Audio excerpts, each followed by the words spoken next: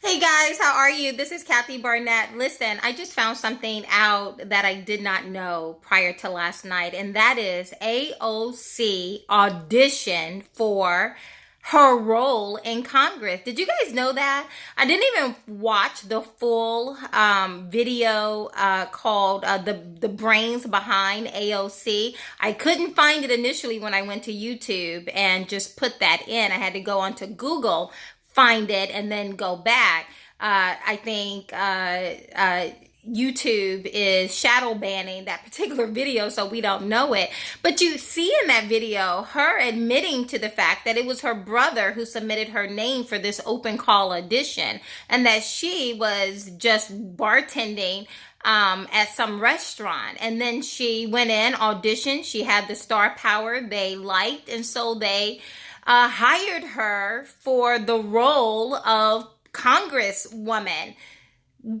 Think about that for a moment. Why is our national media, mainstream media, not picking that up? This woman is making the agenda, setting the agenda for the Democrat Party. We're primarily a two-system party in this nation, and she is very much a part of setting the agenda for for half of our nation.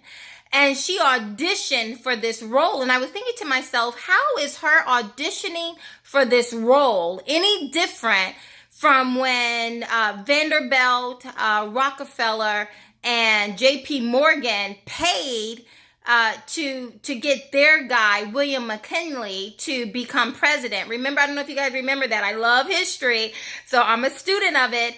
And if you remember, I think it was Brian, who was on the Democrat side, was running for president at this time, and his platform was breaking up the monopolies of these men, of the Vanderbilts, of the Carnegie, of the JP Morgans, and the very uber wealthy. They did not like it. And so Carnegie suggested, well, why don't we put our money behind the Republican Party? And JP Morgan said, no, we need to go find our own person, our own candidate, and put him up against Brian. And guess who they found? William McKinley. Guess who won? William McKinley.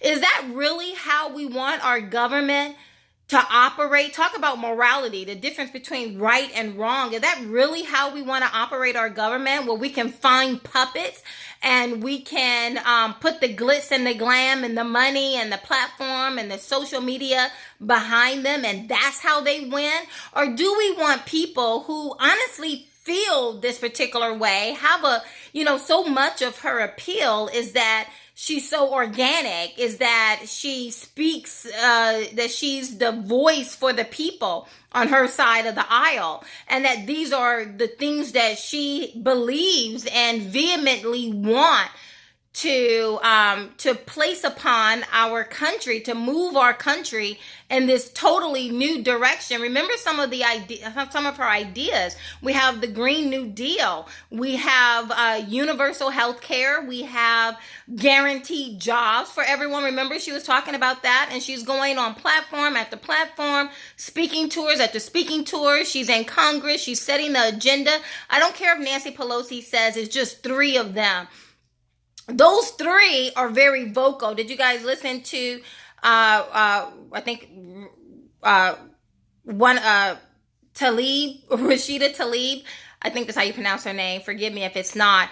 But she was commenting just today, about this move to impeach our president, and that it will come, it will happen. I mean, these people are setting agendas, and for me to find out that she is just a puppet, she's just a mouthpiece for an activist group who the people of New York did not vote for. They did not vote for them. Now, granted, I was thinking, how is this any different from a PAC, or how is this from a super PAC? How is this any different from me as an activist holding my voting for people who will do and say what I want them to do and say? And again, it's the morality behind this. I saw on Snoops their responses that the brains of AOC doesn't understand activism, doesn't understand how people are, doesn't understand, the powers that move people behind. That wasn't this at all. This is not the same as a super PAC who put their money behind a particular candidate who we the people believe is, that they're championing ideas that we hold, right? This isn't that. AOC was a bartender, a waitress somewhere, and she went and auditioned to be a mouthpiece, to be a puppet for an organization. That's completely different than if I, who vehemently hold these truths to be self-evident, that I stand behind, whether we're looking at marriage or abortion or the sovereignty of our borders or climate change, whatever my platform may be, I earnestly believe these things, and I want people to come behind me and support that. That's not the case. There's an organization that have their own agenda. They needed a mouthpiece, so they went out and auditioned